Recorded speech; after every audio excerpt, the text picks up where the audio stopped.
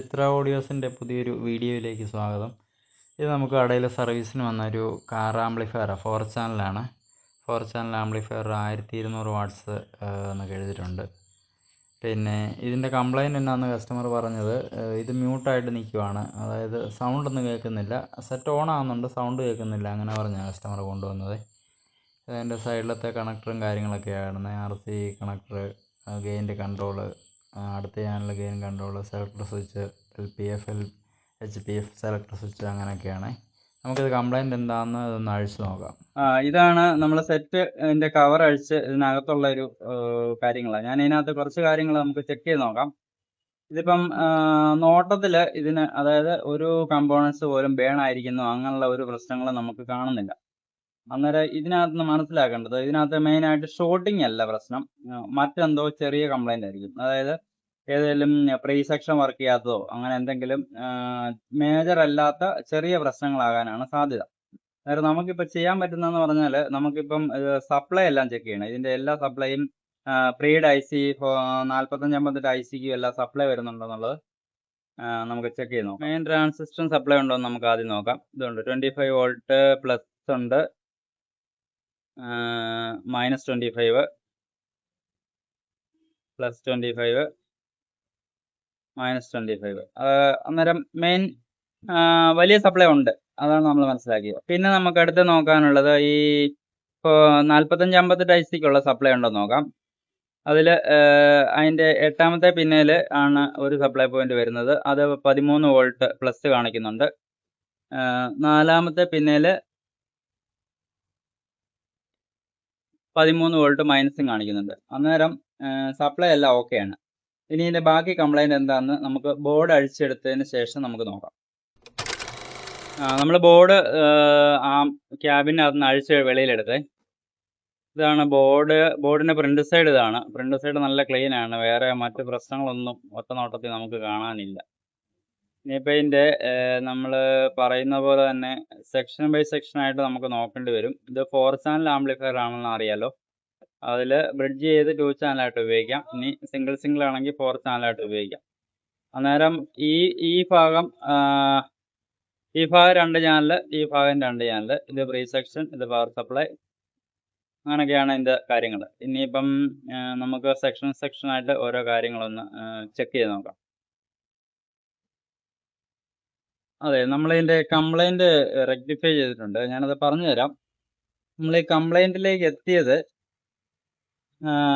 മനസ്സിലാക്കേണ്ടത്, ഇതിനകത്ത് ഞാൻ ആദ്യമേ പറഞ്ഞു ഷോർട്ടിങ്, അതായത് ചാനലിൻ്റെ ICയോ ട്രാൻസിസ്റ്ററോ ഒന്നും ഷോർട്ടിങ് ആയിട്ട് നമ്മൾ കാണുന്നില്ലായിരുന്നു. സപ്ലൈ എല്ലാം നിൽക്കുന്നുണ്ടായിരുന്നു.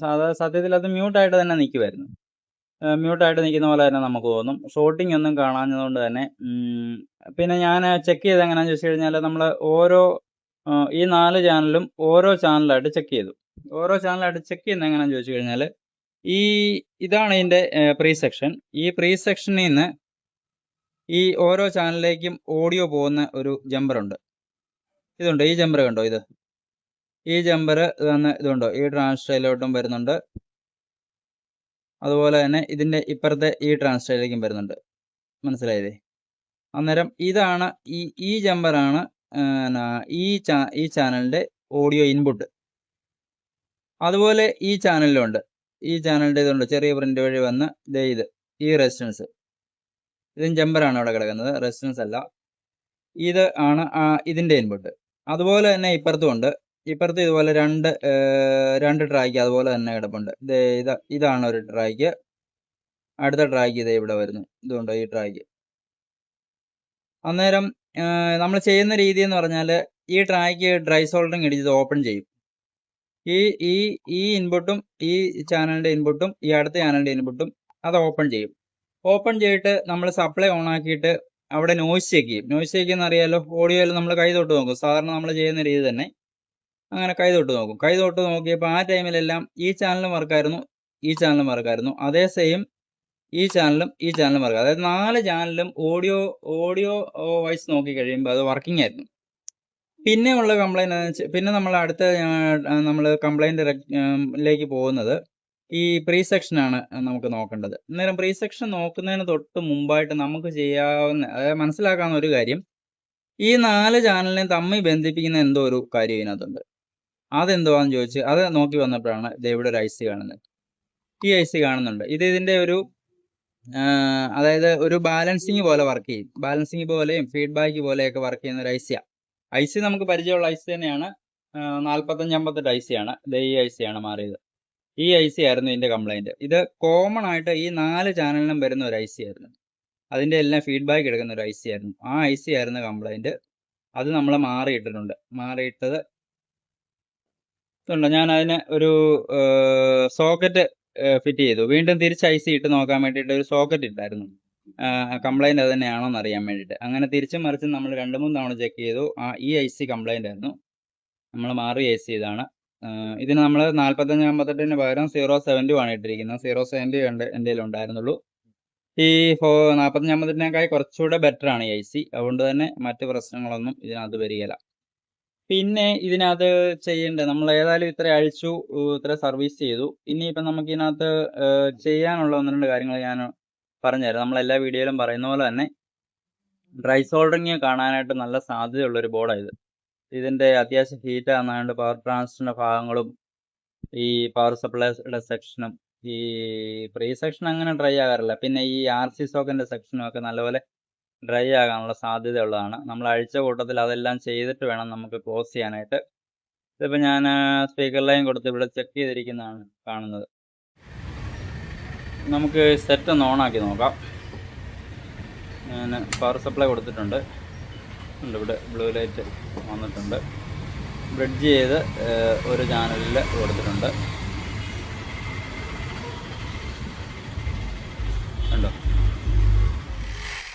ഇതുപോലെ തന്നെ നമ്മളതിൻ്റെ മറ്റ് ചാനലുകളും ചെക്ക് ചെയ്തു. എല്ലാ ചാനലിലും ഓഡിയോ നമുക്ക് കിട്ടി. അങ്ങനെ ആ സെറ്റിൻ്റെ വർക്ക് നമുക്ക് കംപ്ലീറ്റ് ആയി. നമുക്ക് പറയാനുള്ളത് ഇതുപോലുള്ള വർക്കുകൾ, അതായത് ഇതുപോലുള്ള സെറ്റുകളുടെ വർക്കുകൾ നമുക്ക് ടെക്നീഷ്യന്മാർക്ക് വരുമ്പോൾ അത് നമ്മൾ വർക്ക് എടുക്കുക. ഇങ്ങനെ സിമ്പിളായിട്ട് നോക്കി റെഡിയാക്കാൻ പറ്റും. പലതും റെഡിയാക്കാൻ പറ്റും. അതിലിപ്പോൾ ഒരു 10 വന്നു കഴിഞ്ഞാൽ 1-2 റെഡിയാക്കിയില്ല എന്ന് വിചാരിച്ച് നമ്മളെ കൊണ്ട് പറ്റുകയില്ലാത്തതാണെന്ന് മനസ്സിലാക്കി ചെയ്യേണ്ട ആവശ്യമില്ല. മാക്സിമം വർക്കുകൾ എടുക്കുക. നമുക്ക് പരമാവധി പറ്റുന്ന പോലെ ചെയ്ത് കൊടുക്കുക. ഓക്കെ, ഇതുപോലുള്ള സെറ്റുകളുടെ വർക്കുകൾ ഇനി വീണ്ടും നമ്മുടെ അടുത്തെത്തട്ടെ. അതുപോലെ പുതിയ വീഡിയോസ് നമ്മൾ ഇതുപോലെ ഇടുന്നതായിരിക്കും. ഇൻഫോർമേറ്റീവ്സ് ആയിട്ടുള്ള വീഡിയോസ് പുതിയതായിട്ട് നമ്മൾ ഇടുന്നുണ്ട്. നിങ്ങൾക്ക് വീഡിയോ ഇഷ്ടപ്പെട്ടെന്ന് ഞാൻ കരുതുന്നു. ഇതിൻ്റെ നിങ്ങൾക്കുള്ള അഭിപ്രായങ്ങൾ നമുക്ക് കമൻറ്റ് ചെയ്യുക. ഇതുവരെ നമ്മുടെ ചാനൽ സബ്സ്ക്രൈബ് ചെയ്തിട്ടില്ലാത്തവരാണെങ്കിൽ ചാനലൊന്ന് സബ്സ്ക്രൈബ് ചെയ്യുക, ബെൽ ബട്ടൺ അമർത്തുക. ഓക്കെ, ഇനി പുതിയൊരു വീഡിയോയുമായി വീണ്ടും കാണാം.